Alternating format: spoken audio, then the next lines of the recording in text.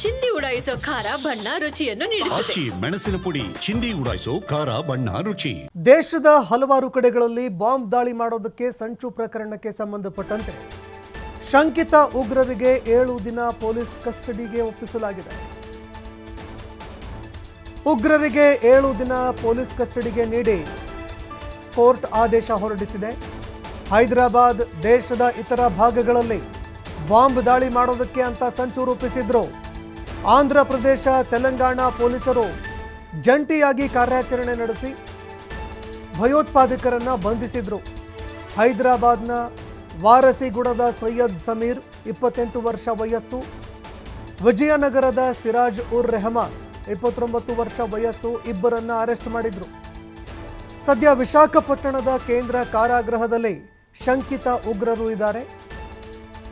ಕೇಂದ್ರದ ಗೃಹ ಸಚಿವಾಲಯದ ಆದೇಶದ ಮೇರೆಗೆ ರಾಷ್ಟ್ರೀಯ ತನಿಖಾ ದಳ ಎನ್ಐಎಗೆ ಹಸ್ತಾಂತರ ಮಾಡೋದಕ್ಕೆ ತಯಾರಿ ಕೂಡ ಮಾಡಿಕೊಳ್ಳಲಾಗ್ತಾ ಇದೆ.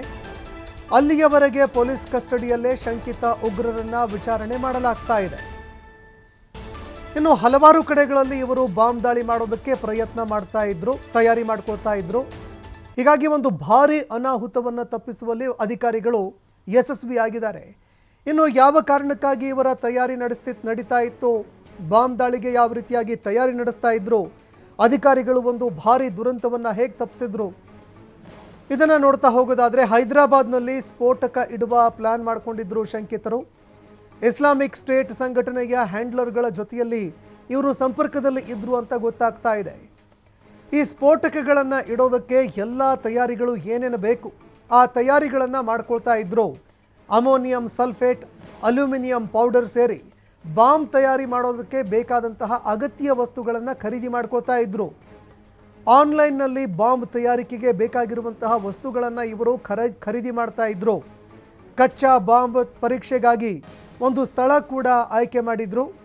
ಪೊಲೀಸ್ ಇಲಾಖೆಯಲ್ಲಿ ಸಿರಾಜ್ ತಂದೆ ಸಹೋದರ ಇಬ್ಬರು ಕೂಡ ಕೆಲಸ ಮಾಡ್ತಾ ಇದ್ರು. ಬಿಟೆಕ್ ಪೂರ್ಣಗೊಳಿಸಿರುವಂತಹ ಹೈದರಾಬಾದ್ನ ಕೆಲವೆಡೆ ಕೆಲಸ ಕೂಡ ಈತ ಮಾಡಿಕೊಂಡಿದ್ದ.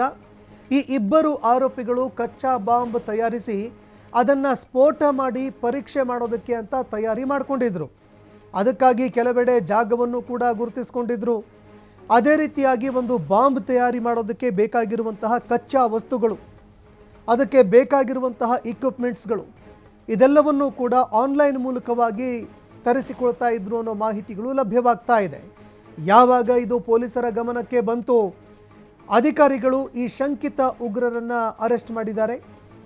ಇದೀಗ ಈ ಒಂದು ವಿಚಾರಕ್ಕೆ ಸಂಬಂಧಪಟ್ಟಂತೆ ತನಿಖೆ ಮಾಡಿ ನೋಡಿದಾಗ ಆಘಾತಕಾರಿ ಅಂಶಗಳನ್ನು ಇವರು ಬಿಚ್ಚಿಟ್ಟಿದ್ದಾರೆ. ಅಂದರೆ ಹಲವಾರು ಕಡೆಗಳಲ್ಲಿ ಬಾಂಬ್ ದಾಳಿ ಮಾಡೋದಕ್ಕೆ ತಯಾರಿ ಮಾಡ್ಕೊಳ್ತಾ ಇದ್ರು ಅನ್ನುವಂಥದ್ದು ಬೆಳಕಿಗೆ ಬಂದಿದೆ.